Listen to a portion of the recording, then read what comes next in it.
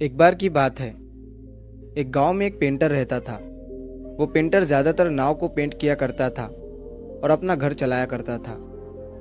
तो एक बार एक अमीर आदमी ने उसे अपने घर बुलाया और उसे अपनी नाव को पेंट करने को कहा। अब पेंटर ने पेंट लाकर उसने उस नाव को पूरी तरह से पेंट कर दिया, जैसा कलर उस नाव के मालिक ने उसे बताया था। पेंटर जब पैसे मांगने घर के अंदर गया तो उस समय पर नाव का मालिक घर पर नहीं था। उस पेंटर ने अपने पैसे उसके घर से ले लिए और वो अपने घर चला गया। अगले दिन नाव का मालिक, जो बहुत अमीर था, वो उस पेंटर के घर पर आता है और वो उस पेंटर को 5 करोड़ रुपए देता है। पेंटर ये देखकर हैरान हो जाता है और वो नाव के मालिक से पूछता है कि ये 5 करोड़ किस बात के, मेरे पेंट करने के तो सिर्फ 100 रुपए ही हुए हैं। तो उस नाव के मालिक ने मुस्कुराते हुए कहा कि ये पैसे नाव को पेंट करने के नहीं हैं, बल्कि ये उस छेद को ठीक करने के पैसे हैं जो नाव के अंदर था। तभी पेंटर कहता है, अरे मालिक, वो तो बहुत ही छोटा सा छेद था जो पेंट करते समय मुझे दिख गया और मैंने उसे ठीक कर दिया। उस छोटे से छेद के लिए इतना पैसा, मुझे ये ठीक नहीं लग रहा है। तभी नाव का मालिक कहता है कि तुम मेरी बात को समझे नहीं, मैं तुम्हें पूरी बात समझाता हूँ। कल जब मैंने तुम्हें नाव को पेंट करने को कहा, तब मैं जल्दबाजी में तुम्हें यह बताना भूल गया कि उसमें एक छोटा छेद भी है, उसे भी ठीक कर देना। और जब तुम उस नाव को पेंट करके अपने घर चले गए, तब पेंट सूखने के बाद मेरे बच्चे उस नाव को समंदर में लेकर नौकायन के लिए चले गए और उस समय मैं घर पर नहीं था।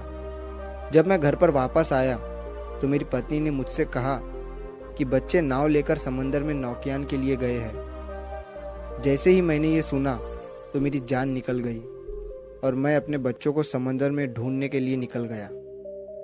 तभी मुझे मेरे बच्चे उस नाव के साथ वापस आते दिखे।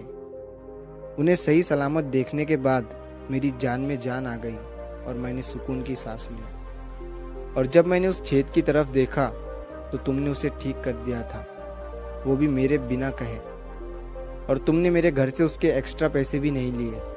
तुम्हारे इस छोटे से काम ने आज मेरे बच्चों की जिंदगी बचा ली। दोस्तों, इस कहानी से हमें बहुत बड़ी सीख मिलती है।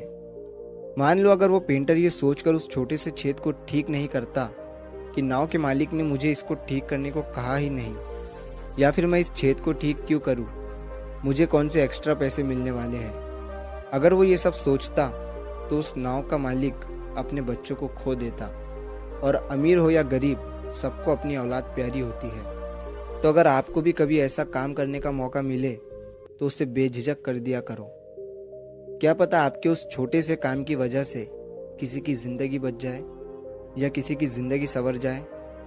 मैंने बहुत बार देखा है कि जब हम रोड से गुजरते हैं तो कभी कभी उस रोड के बीच में बड़े पत्थर आ जाते हैं, लेकिन उस पत्थर को रास्ते से कोई नहीं हटाता। सब यही सोचते हैं कि मैं उस पत्थर को क्यों हटाऊं, वो मेरा काम थोड़ी है। लेकिन अगर आप उस बड़े से पत्थर को हटा दोगे तो क्या पता वहाँ कोई एक्सीडेंट होने से बच जाए। तो अगली बार जब भी ऐसा मौका मिले तो उसे कर दिया करो। तो अगर आप इस वीडियो को और भी लोगों तक पहुँचाना चाहते हो तो इस वीडियो को लाइक करो, ताकि YouTube इस वीडियो को और भी लोगों तक पहुँचाए।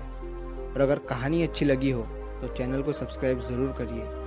मिलता हूँ मैं अगली बार इसी तरह की कहानी के साथ। तो सब्र करो, शुक्र करो और ज़िंदगी में आगे बढ़ो।